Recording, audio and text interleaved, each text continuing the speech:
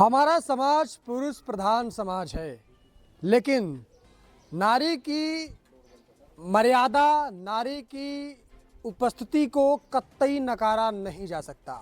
पुरुष प्रधान समाज होने के बावजूद हमने हमेशा से राधा, मीरा, सीता को पहले स्थान पर रखा है, लक्ष्मी को पहले रखा, नारायण को बाद में रखा। ये हमारा सनातन है, हमारा समाज है। जहाँ हमें ज़रूरत पड़ती है हम पुरुष को आगे रखते हैं, जहाँ ज़रूरत पड़ती है हम शक्ति और लक्ष्मी को आगे रखते हैं। जी हाँ, भदोही में है और भदोही से एक ऐसी खबर आई है जिसे दिखाना जरूरी हो जाता है। नाती के मुंडन संस्कार में सनातन का उद्घोष किया जाएगा, साथ ही साथ गौ माता के संरक्षण रक्षण के लिए 51 कुंतल भूसा दान भी किया जाएगा। अभी हम मोड़ के बनकट गांव में हैं और पंडित नित्यानंद दुबे जी फ्रेम में नजर आ रहे हैं, उर्फ नन्हे दुबे जी हैं। आपका नाम रेखा मिश्रा है और आपके प्रतीक मिश्रा पुत्र हैं। अब यहाँ की जिम्मेदारी सब जो है आपके सर पे है, आपके कंधे पे है। अब ऐसे कहिए कि यहाँ की समाज की जिम्मेदारी, परिवार की जिम्मेदारी आपके ऊपर है, क्योंकि आप अपने माता पिता की इकलौती संतान हैं। आपके नाती के मुंडन संस्कार में जो है यहाँ पर मैंने पहले बताया कि सनातन का उद्घोष किया जाएगा, यानी आने वाली पीढ़ी को सनातन भगवान राम और कृष्ण के बारे में बताया जाएगा।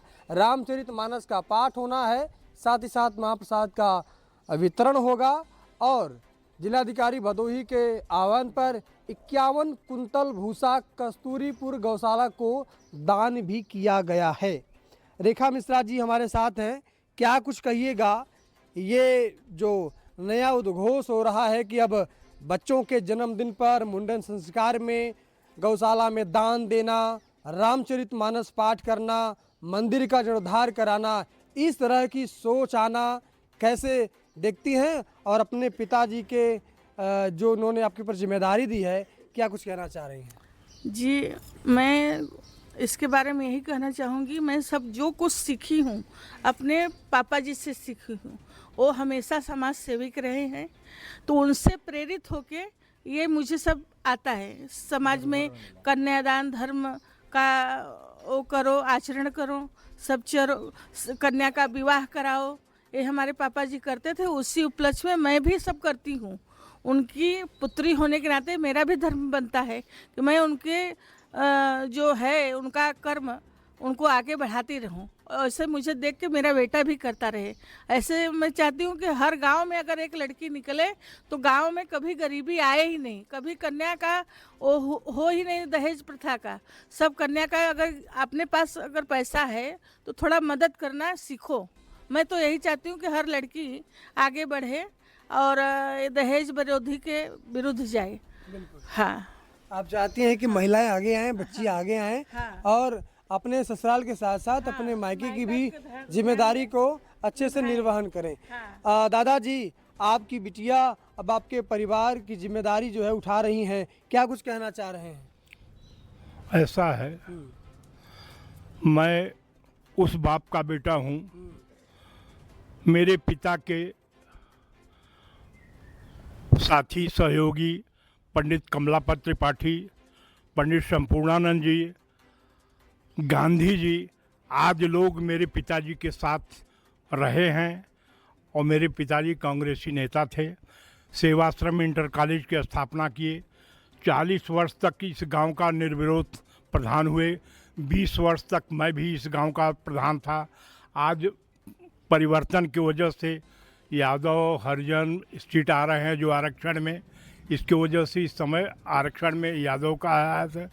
तो यादव मेरा भी खास आदमी है, वही यहाँ का प्रतिनिधित्व कर रहा है।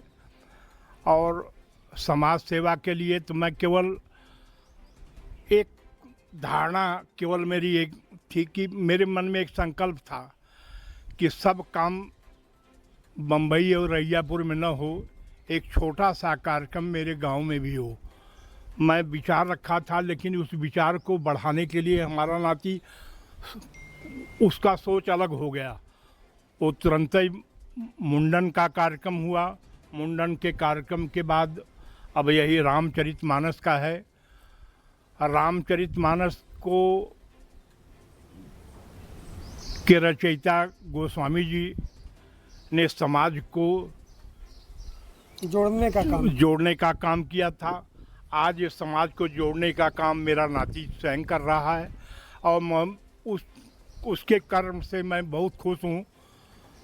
मेरे न रहने के बाद ही मैं सोचता हूँ कि मेरा समाज, मेरा नाती और बेटी। ठीक है, आपकी भावनाओं को हम समझ गए। आप इस क्षेत्र के संभ्रांत व्यक्ति हैं। आपने बताया कि हमारे पिताजी कांग्रेसी नेता और इस क्षेत्र के संभ्रांत व्यक्तियों में से एक रहे हैं। आप भी जो है कई बार यहाँ के ग्राम प्रधान रहे हैं और आपके समर्थन से यहाँ के ग्राम प्रधान अभी हैं। आपने जो विरासत बनाई उस विरासत को संजोने का काम आपके नाती यानी आपकी बेटी के पुत्र करना चाह रहे हैं। प्रतीक मिश्रा जी हैं, उनको भी फ्रेम में दिखाइएगा। और आप सब जो है इसी धरती पर सनातन का उद्घोष करेंगे, साथ ही साथ गौ संरक्षण में अहम योगदान भी देने जा रहे हैं। बाकी 30 अप्रैल को यहाँ पर रामचरितमानस का पाठ प्रारंभ होने जा रहा है। 1 मई को यहाँ पर जो है महाप्रसाद भंडारे का आयोजन भी होने जा रहा है।